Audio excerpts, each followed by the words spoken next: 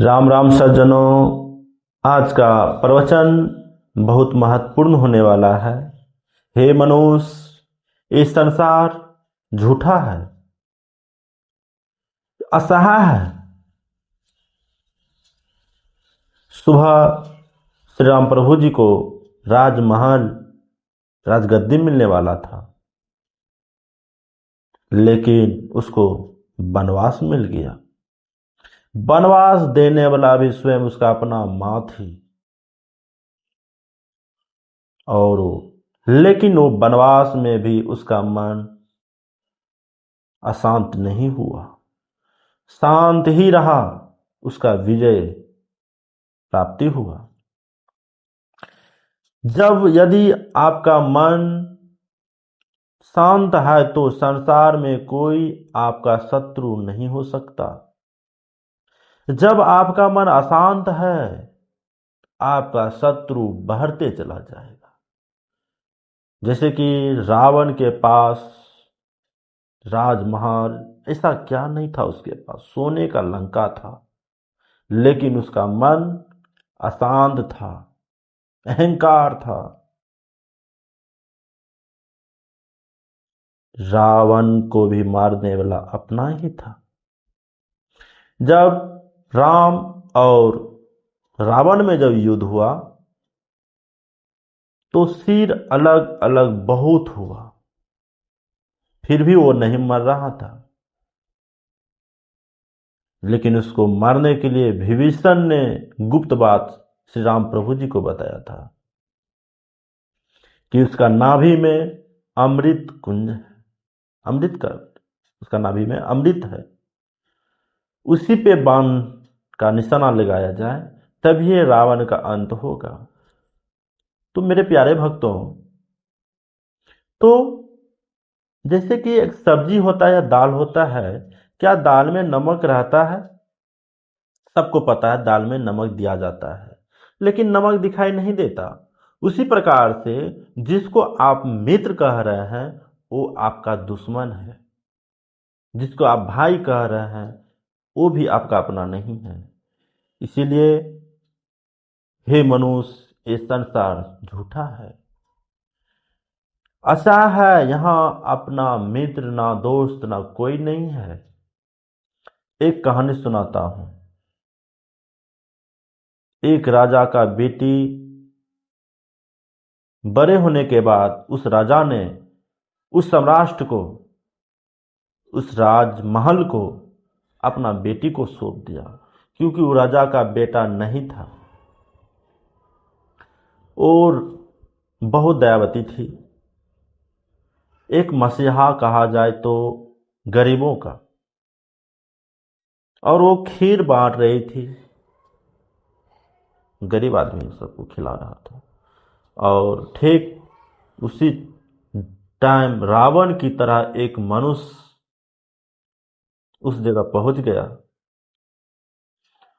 और वो सबको हटा के, क्योंकि जैसा रावण को ताकत था वैसा उस मनुष्य को भी ताकत था, क्योंकि वो राक्षस कुल का ही था।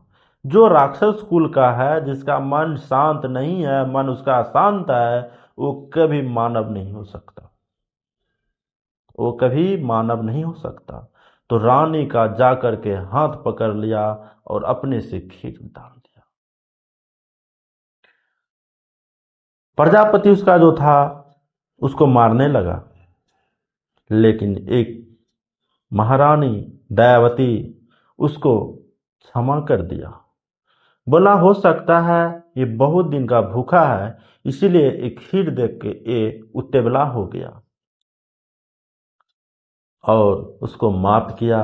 लेकिन उस दरिद्र को, राक्षस को वो रानी पसंद आ गया। छल से उस रानी से शादी किया, और शादी करते ही रातों रात महल को बर्बाद कर दिया। क्या मेरे भक्तों, जब उस रानी से वो शादी ही कर लिया तो उसका अपना सम्राट हो गया, उसका अपना हो गया, उसको राजगद्दी पे बैठा दिया, तो फिर भी उसको लूटने का क्या जरूरी था? इसीलिए आवे काल विनाशे बुद्धि, आप सब जानते ही हैं। इसीलिए समय समय की बीता हुआ पल है, एक बार जो समय चला गया वो फिर रिटर्न नहीं आता है। और मन जिसका दयावान है, क्षमा है, सत्य है, सत्यवान है, वो इंसान भगवान की शरण में जाता है। और जिसको दया ही नहीं है, वो इंसान रावण की तरह मारा जाता है, उसको क्षमा नहीं कर पाता है। इस संसार में सब कुछ अपना नहीं है, अपना जब कुछ है वो है राम। इसलिए आप सब राम को जानने की कोशिश करें, राम को फॉलो करने की कोशिश करें, राम की सच्चाई को जानने की कोशिश करें, तो इस भवसागर में मुक्ति मिलने का एक गुप्त रहस्य है। क्योंकि प्रयास करने वाला का कभी हार नहीं होता है। और राम की तरह जब वनवास भी आपको जब मिल जाए, जब आपका मन शांत है, दयामान है, तो आपका विजय 100% है। जिस मुंह में राम का नाम ना हो वो मुंह बेकार है, कुछ लायक नहीं है। मंदिर में पूजा करने से कुछ नहीं मिलने वाला है, राम हृदय में वास होना चाहिए, तभी आपका मुक्ति का प्राप्ति हो सकता है। सज्जनों, इसी प्रकार से संत महात्मा भी कहते हैं, प्रेम बिना जो भक्ति है, प्रेम बिना जो भक्ति है सो